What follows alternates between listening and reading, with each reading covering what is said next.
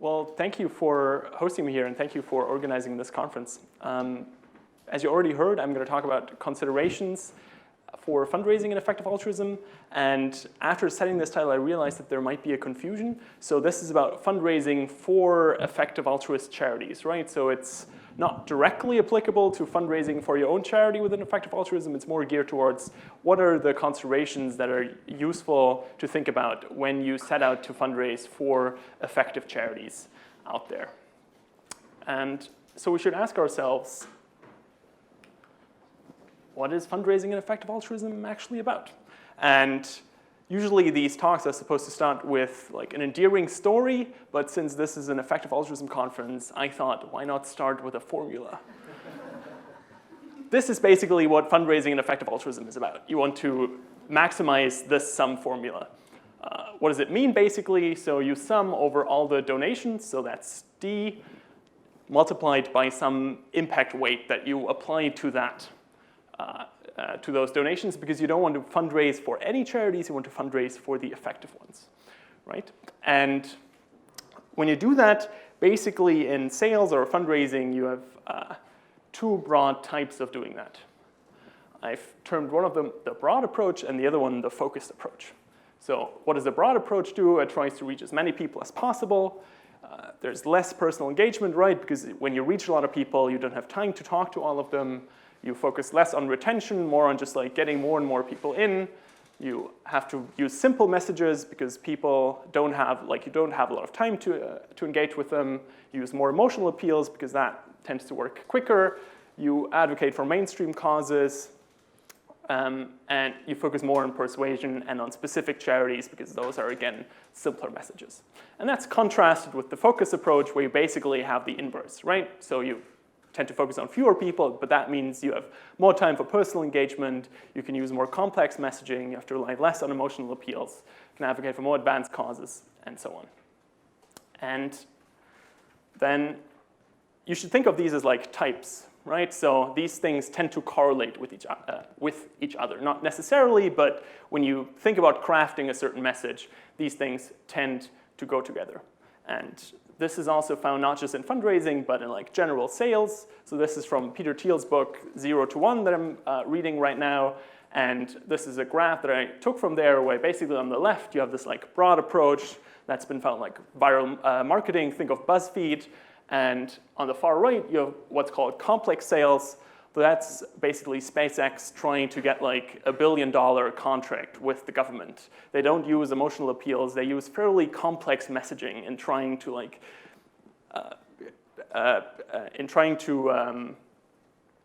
get the point across that the government should invest in them. And classic fundraising advice tends to favor the broad approach. Why is that? Because of the following insights. The first one is most donors do not give based on effectiveness considerations. This is taken from a study by Hope Consult, 2010 version, where they looked at the behavior of donors. And you see if you start with the total population of donors, right, if you whittle it down by all these criteria, you end up with 3% that give based on relative performance. That's pretty depressing, because that's kind of like the effective altruism reasoning, that you want to try to compare charities and have donors give to the most effective ones. So a message that like focuses on relative performance is only going to like reach 3% of the population of donors. Secondly, and probably related to that, most donors do not want or use a lot of information. Most of them don't even look for it. If they do, they spend very little time on it, less than 2 hours, and they use or want to see simple facts and figures most of the time. So that's things like overhead ratios, what tends to get effective altruists quite mad if people actually want to see those numbers. And what's not on this slide is that when people do look for information, it's often to confirm where they already want to give. So they just want to look up like whether there's a scam related to a charity they want to give to, or whether like the money is used wisely in the sense of like on the programs that they want to see in the world. Third reason, also we're all very familiar with that. Most donors have biases. This is one example, the identifiable victim effect. So if you show people one individual, they're far more likely to give and tend to give more than if you show them the statistic, which effective altruists tend to be very keen about, right? So all these things tends to favor that you focus on a broad range of people and just use like fairly simple messaging with like easy facts and figures and emotions to try to raise as much money as you can. But as with everything in life, there are trade-offs everywhere, including with this kind of like broad approach naturally. And to see where the trade-offs lie, we have to look at this formula again, right? Which is this one, and the trade-offs are with the second parameter, so the kind of like impact weight that you want to apply. And there is a very common mistake in effective altruism that I found at least, which tends to assume that the impact distribution among EA charities, or so-called EA charities, is uniform, right? What does that mean? There's basically a binary difference between charities that are effective on the one hand and charities that are ineffective on the other hand, right? Kind of looks like this. I drew this, so it looks very sketchy, and yeah, I'm not a great artist. Anyways, this is what impact differences don't look like, right? What do they look like then? Well, it looks more like this. Again, not a beautiful drawing, but I think you get the message. And I think this idea of a binary difference is created once you do something like this, where you recommend certain charities and not others. And this creates this idea of there are some charities which are good and some charities which are not good or ineffective. But the problem is that these recommendations, or where you draw the line, is basically fairly arbitrary, right? Because on the other side of that line, just below it, there is a charity that's deemed ineffective, but it's just like marginally less effective than one that's being recommended. And I would argue that if you look to the right of that line, you still see that gradient, right? So there's still within effective altruism, obviously, more and less effective charities. But I found that that sometimes is forgotten. And I would even argue that the impact differences that we see are quite big, or can be quite big. Why do I think that? Basically, because of this table. This is from the talent survey that 80,000 Hours did last year. And there they asked a number of 22 employees at effective altruism organizations about the relative cost effectiveness of the effective altruism funds. And there are 4 of them, and you see them on the right-hand side, so the Community Fund, the Long-Term Future Fund, the Animal Welfare Fund, and the Global Development Fund. And let's look at the median here.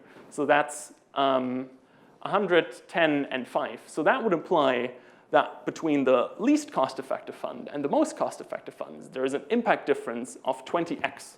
So $1 to the global, to the Community Fund, for example, has 20 times the impact of that to the Global Development Fund.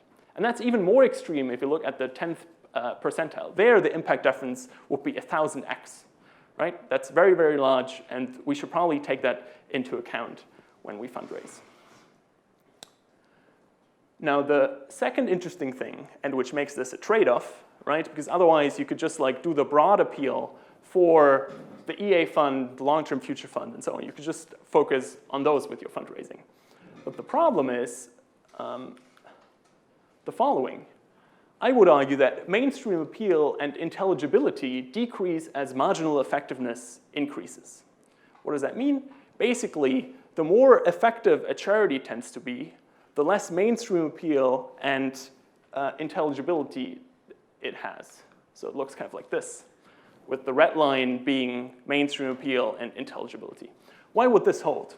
So I think there's a market efficiency argument for this. Basically, given a world where most donors care about emotional appeal and want to understand where they give and so on, and don't invest a lot of time into understanding charities, basically, even if at some point there was a charity that was highly effective, but also had high mainstream appeal and was really easy to understand, it would very quickly cease to be the most effective one on the margin. Why? Because all the donors would give there. What's an easy example to understand this? If at one point saving kittens was the most effective thing that we could all do, probably it would not be at this point anymore, because everybody else had moved into that space and given to all the saving kitten charities out there, and the marginal effectiveness would have decreased to a point where it's not the most effective thing anymore, right? So you would expect the most effective things to be quite neglected, And that implies that often they have low intelligibility, so it's hard to understand why they have such a large impact, and they don't have a lot of mainstream appeal, so they tend to be quite weird. So as effective altruists, we should be like pretty stoked if we actually care about like weird things and things which are out there, because that means we might be on the right track. It doesn't follow naturally, right? Because like it does not follow that unintelligible things which don't have a lot of mainstream appeal are effective, but it seems to be that there is some relationship with that to effectiveness. Put in other words, if my grandma starts to donate to Miri, we should probably move on, because at that point, Miri ceases to be the most effective charity out there, if they are at this point, right? And now the question is, does this relationship hold not just for like charities in general, but also for charities within effective altruism? Because that's what we care about, right? Which charities should we fundraise for? So we have to zoom into that part. I would argue yes, we see the same relationship there. And I think that becomes apparent if you look at the kind of like funds that we saw on the table from $80,000 earlier. So you have global poverty, which arguably has the most mainstream appeal. It's easy to understand why that helps people. But if you looked at the table again, that was the least effective of the funds, right? And then arguably animal welfare tends to be a bit harder to understand why we should do that, has a bit less mainstream appeal, but still, but is more effective than global poverty reduction. And then if you move on, right, to like long-term future, EA community building, arguably the most effective, but with the least mainstream appeal. So in that sense, I think this relationship, broadly speaking, also holds within effective altruism or between effective altruism charities. And with raising for effective giving, we also basically find this a relationship between charities. So most people who don't engage with like us personally, just look at the website and just want to like quickly find out where they want to donate, they tend to gravitate towards global poverty and to a lesser extent animal welfare and to the least extent to long-term future charities, because those don't have a lot of appeal, although they might be more effective than the other ones. And now we can, to explore this relationship a bit more, we can kind of like integrate this into one kind of like curve, right? So on the x-axis, you have impact of charities, and on the y-axis, you have message effectiveness, right? And as we saw, this kind of like, as impact increases, message effectiveness goes down, at least for the kind of like broad approach that I sketched. And then it becomes clear that the shape of the curve matters, right? So your message matters to the extent that you can fundraise effectively. Why? If you look at this graph, right, the point here is basically your optimal thing to fundraise for, because it maximizes impact at the same time as it maximizes appeal, right? So this would be very good, right? The curve still decreases, so as impact goes up, appeal still drops, but it doesn't drop so much that it becomes like harmful. But if you have this shape, it decreases, and the area below the graph that I've filled with colors here is the kind of like impact-adjusted donations that you would have. So compare these two, right? This would still be pretty good, right? If it decreased like this, but this curve, that would be pretty bad, because then kind of like very restricted in how much impact-adjusted money you can move. And I tend to think that with this kind of like broad messaging, kind of get a curve like this within effective altruism. What does that mean, right? It's the case that I think emotional appeal drops off quite quickly after global poverty interventions, but impact only starts to like pick up at a later point. And that means that you're quite restricted in the amount of impact-adjusted money that you can move if you focus, if you use this broad messaging and focus on global poverty interventions, which is still, given this approach, the best thing you could do, but in the greater scheme of things, it does not move a lot of money into the right directions. And you could argue that the same relationship holds also within different causes. So for example, if you look at animal welfare, here you would also expect that mainstream appeal and intelligibility drop off as effectiveness increases, right? So here it might also be better for effective altruists to fund weird things within the animal welfare sphere as opposed to easier ones like vegan outreach or even the Good Food Institute, which even meat eaters might fund to some extent. And if we have this, if this is the broad approach, arguably, given the assumptions that I made in this talk, then what does the ideal shape of this green curve look like if we want to maximize impact-adjusted donations? It probably looks something like this, where you have an upward slope that peaks at the top right. So you kind of like maximize impact on the x-axis and still have like a very effective message to advocate for this impact, right? And then the question becomes, what does this approach look like, right? The green curve is basically the kind of message that gets you this relationship. And I would argue that a necessary condition for this kind of upward curve, where message effectiveness increases with increasing impact, is basically if you focus on just that, impact reasoning, right? If you convince people based on the impact that they can have, right? Only then can you actually reliably have this upward sloping curve, which gets you into this nice bottom, top right area. And here it's important that you want to get this relationship reliably, right? You could argue that you can get some weird shapes where you have like a bump to the top right because you use some kind of like emotional messaging or mainstream messaging to focus on just that right part. But I think that reliability in this upward curve is really important because recommendations may change as we learn new things. Room for more funding is constantly in flux. Charities or new charities might crop up. So it's really important that basically the message that we have reliably gets you into that top right corner where you can actually maximize the impact-adjusted donations that you move. Another way of putting it is, is that flexible funding is way more important than inflexible funding. What do I mean by that?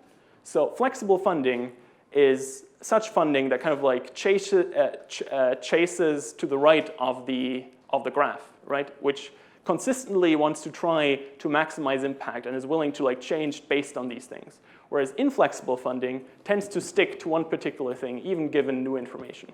So with this distinction, flexible funding is something like the Open Philanthropy Project, which is willing to change its priorities based on new information. Or somebody doing Earning to Give, who constantly wants to chase the most effective giving opportunity. Or the effective altruism funds, who can like efficiently allocate capital where it's most needed. Inflexible funding, on the other hand, is kind of like donors who are committed to one particular cause area or to one particular organization. So somebody who learns about effective altruism on the internet, finds GiveWell, and commits a recurring donation to AMF. That's funding which is fairly inflexible, because even if new information comes up, they're not going to learn about it, so they're not going to adjust where they give. And in that sense, flexible funding is much more important because it will reliably get you to the impact side of things.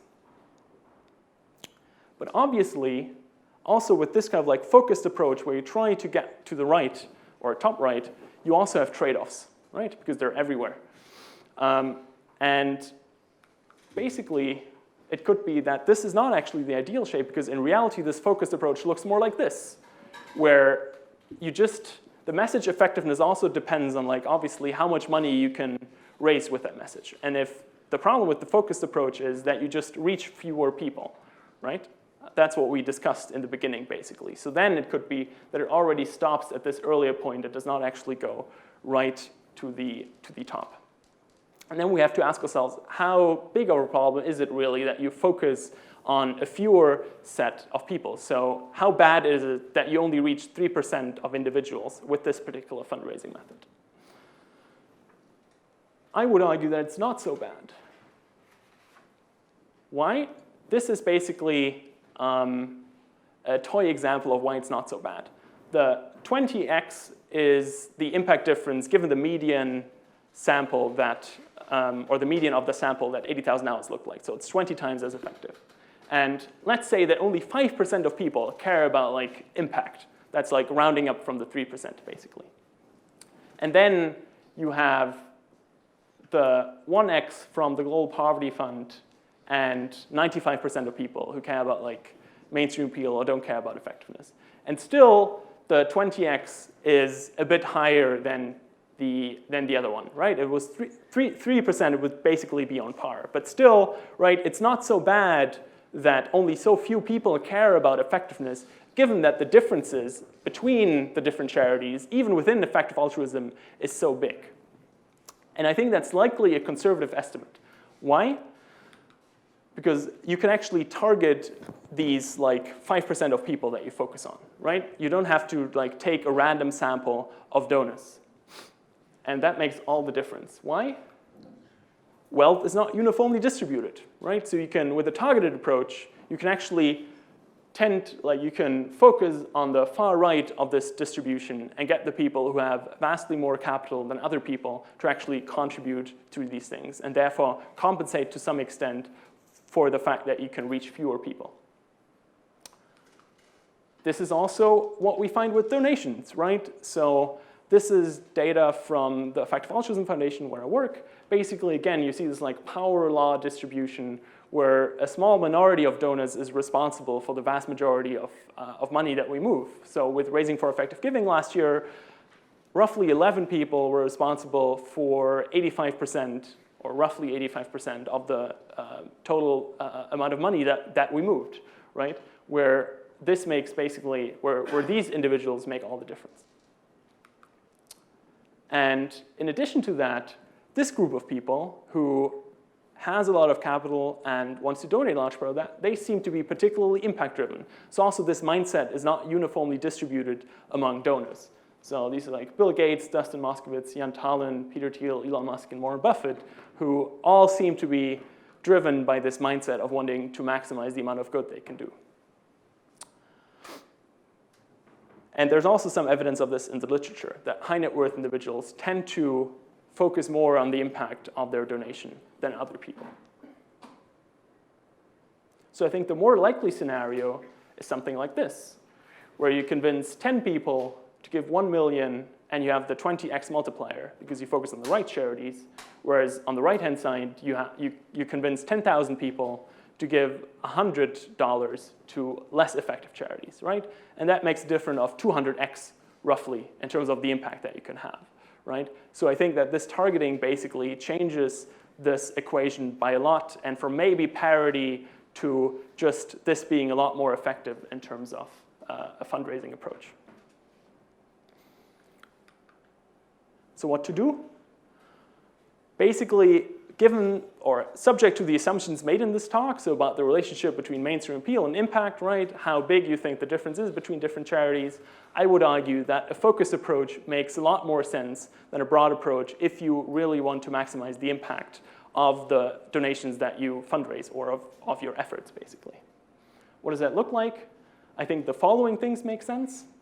The first and most important thing is you should have a model of impact differences within charities of within effective altruist charities, right? So if you think that one of the best things you can do is fundraise for charities, this is kind of like the necessary condition if you actually want to make sure that you maximize the impact that your efforts will have. Secondly, you should focus on the right target audience, right? And I think given the assumptions or like reasoning that are presented here, you should focus on people who have wealth to give to effective charities and who care about maximizing the impact of those charities, right? And who really want to go into the weeds and like chase the curve to the top right, which I think makes sense. Then I think thirdly, you should try to convince, not persuade. So you should give the right reasons for giving to the right charities and not try to take shortcuts and like be dishonest in the kind of reasons that people should have for supporting even weird causes, right? Because the temptation is sometimes big when you're a fundraiser and you only have 20 minutes with somebody to basically present false reasons for doing the right thing because you think you will get there quickly. But I think there's a strong reason if you play the long game to convince instead of persuade, because that builds trust and mutual connection in the long term. Fourthly, you should gain expertise in the relevant area. I think that's basically effective altruism. So you don't need to become an expert in global poverty or animal welfare. But I think in the kind of considerations that are important for chasing the impact, right? So what considerations lead you to this model of impact differences and be able to explain this to the people that you want to convince. And lastly, I think it's important to pursue a long-term strategy, right? Because these things don't happen overnight. People don't part for good reasons with a lot of money in the short term. So I think building long-term connections is really important as well. I mean, there's an argument here, maybe given discounts and AI timelines, that it's not worth it, but I think those are probably far off enough to justify this strategy, for now at least. If I had to put it pithily, it's basically this: find the individuals who want to build the next open philanthropy project and help them do it. So OpenPhil will basically have like a large share of the impact within effective altruism because they can just allocate so much money. This is also illustrated by this graph. Money moved to recommended charities by GiveWell. Good Ventures basically overtook all the other donors in 2015 and continues to do so. I think the numbers came out yesterday for 2017, but I'd be surprised if the graphs looked a lot different. So here again, this focused approach on a few individuals paid off for GiveWell. Now you could argue that, well, in the beginning they had this broad approach which only led to this, to basically Good Ventures wanting to do OpenPhil with them. But I would argue that there's probably ways of getting there without having GiveWell beforehand, right? Maybe this was not possible 5 to 10 years ago, but I think it's possible now.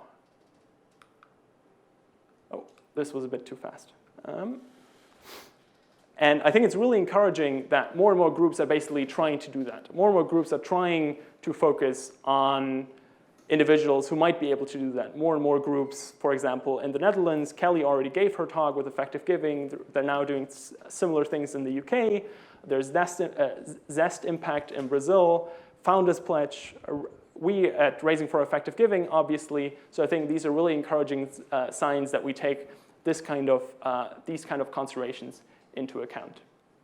And I think fundamentally it's important that you kind of like align your messaging or distribution with your product, right? Because this is also what will hold us accountable in the long term, right? Because if we cannot convince other people of our ideas, maybe we're just wrong. And I think focusing on honest fundraising for the most effective things basically ensures that we actually have to convince people and give the right reasons and not the wrong ones. And that's also, I think, the fundamental reason why this focused approach ultimately makes sense. Thank you.